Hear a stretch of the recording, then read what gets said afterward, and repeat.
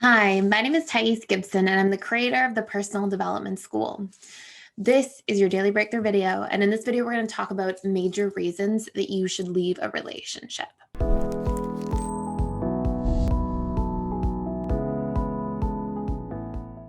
So it's really common for people to get locked into these cycles where they stay in things that are disempowering them. And I can tell you from working in a private practice for years and years that a lot of times there were specific indicators that I would look for when a couple came into my office and they wanted counseling and they wanted to be able to do the work and break through some of their issues and challenges. So what I'm going to tell you in this video is a little bit of the difference between whether you should really show up and put in the work, and if your relationship has some of those important factors, or 5 key reasons that you have to be able to take an honest look at the situation and choose to set yourself free, because you probably aren't going to see the changes that you are looking for. So before I dive into this, if you want to do a deeper dive into this topic, you can check out our 12 key pillars to a secure relationship. And I'll put a discount code in the description box below. But basically that course has like the 12 key pillars that you can assess whether you have these pillars in your relationship currently or not.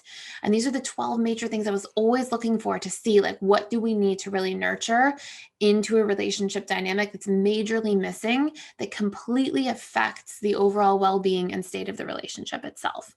So I will touch on some of the major things that you need to be watching out for first and foremost, and then tell you some of the other pieces afterwards. So one of the first things, and hopefully this goes without saying, but if there are major boundary violations in a relationship, like if somebody's truly unhealthy, toxic, there's verbal abuse, physical abuse, any type of violence, anything like that, that goes without saying. That's not the right relationship. We never should be spending any time putting ourselves in any type of harm's way. And especially if somebody can impact our future and how we feel about ourselves on a daily basis. And so it's really important that we see that as first and foremost a non-negotiable. Hopefully that goes without saying, but that's a really important reason that it's time to leave a relationship if we see any signs of that at any point.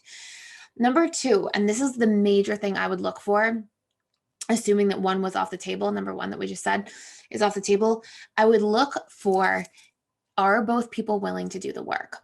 People say like, oh, if you're X, Y, and Z attachment style, you can't be in a relationship with that person or this person. That was very untrue from the work I did with people. It didn't matter. I really held no value about what people's attachment style was. I put all the emphasis on, are both people willing to do the heavy lifting and show up?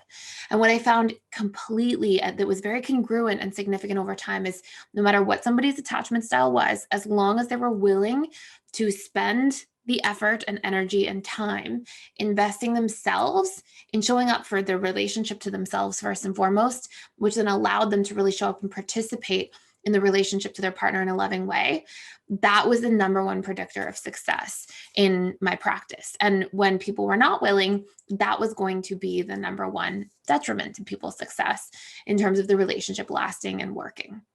So that is huge. And if somebody's unwilling to do the work, well, then you have to imagine like what you've been getting in the past is going to be your future. And if you're not happy with that, then you might as well save yourself the time and energy of investing in the relationship in a one-sided way and it only being you, and allow yourself to set yourself free so you don't put all this energy in for no reason.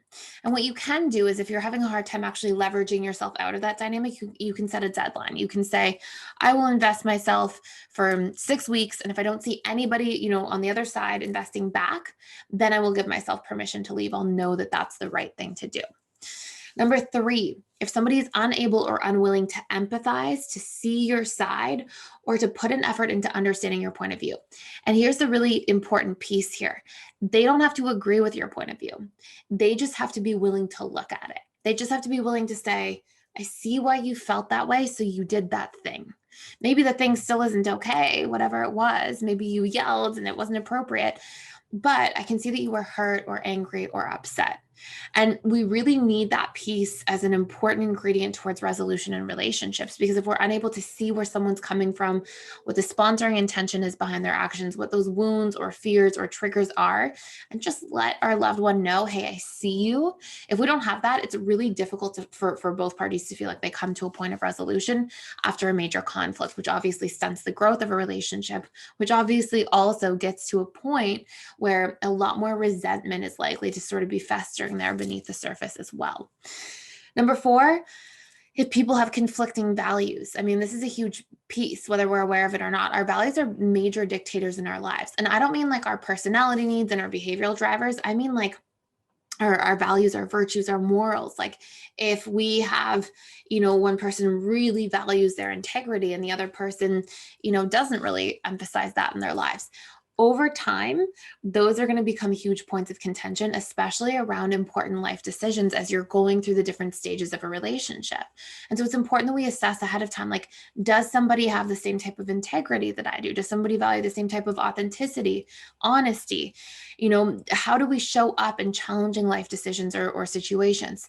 And we need to sort of be on the same page, because if we're not, that's going to create a lot of contention in a relationship dynamic long term. And it's going to end up that one person compromises themselves. So important thing to be aware of early. And number 5, conflicting non-negotiables around one's future. And, sometimes I see people get stuck in relationships, put energy into relationships when they know at a deeper level that it's not going to work. So let's just say, for example, one person really wants children and another person doesn't. Sometimes I see people historically like thinking, oh, the person will change.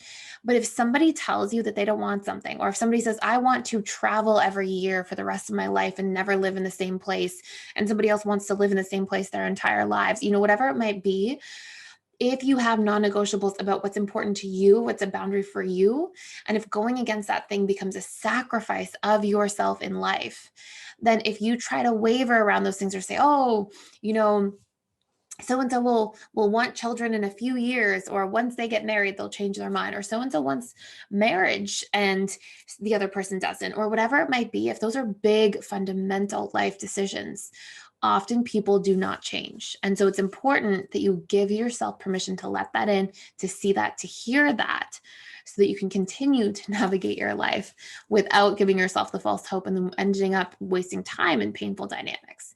So those are major pieces. If you want to see some really important things that are very, whatever the opposite of detrimental is, very important, very useful for your relationship dynamics, check out our 12 Key Pillars course. This has a lot to do with like what the major functions are that allow secure relationships to exist and also allow relationships to thrive. And it will help you audit what you're missing currently from your relationship, and then give you the action steps, strategies, tools, and exercises to be able to simplify it and implement it into your life and relationship. Or maybe there's a couple pillars you need to implement in a very strategic and like clear way so that you can bring your relationship to the next level.